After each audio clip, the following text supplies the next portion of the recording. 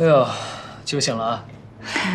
老爸，我又不是酒鬼，都这个点儿了，怎么可能没醒？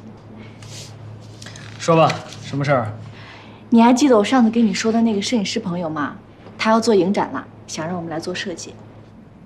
可以啊，找苏曼玲就可以了。啊？为什么是曼玲姐啊？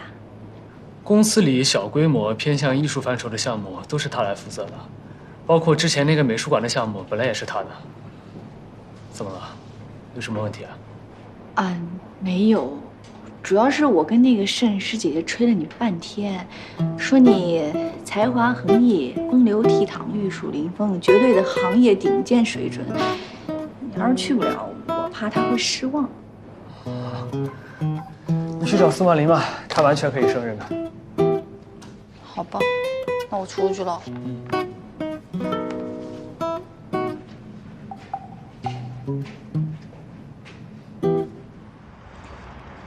江小宁，什么时候开始你直接跟顾总汇报项目了？我没有啊。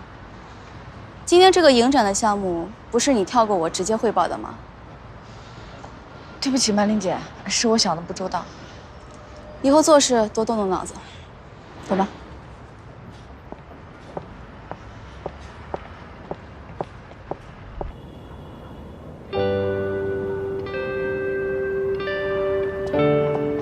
文姐，久等了。没事。这位是我们公司的副总和设计总监苏曼玲。曼玲姐，这位是我的朋友，摄影师陈文文。要把这地方作为影展空间，想法不错。这里视野开阔，面积够大，主要是价格也划算。不过，施工难度有点大，材料运输也是问题，还有报批，不知道需不需要很长时间。这个没关系，我有时间。我是觉得这么大的面积，不可能都做成影展空间。没关系，一半也够了。一半太多了，我建议1/3做成室内空间，其他部分呢，作为休息区，然后影展区再做一些园林景观的融合。我觉得不行，园林景观的话，园林设计的加入会让整个天台的氛围活跃起来，否则这个楼顶跟一般 CBD 的楼顶没什么区别。但我更喜欢空旷无涯的感觉。这么说吧，其实我们接这种艺术类小规模的项目，并不是为了给公司带来多少利润，更多的是为了积累参奖作品。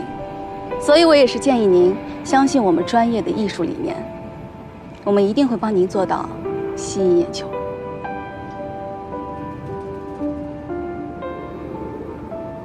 好，我考虑一下。你有之前类似的设计方案让我参考吗？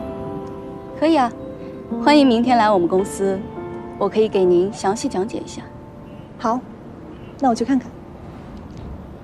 小宁，晚上一起吃饭吧。我还没下班呢。现在已经过了下班时间了。看我干嘛？你自己安排。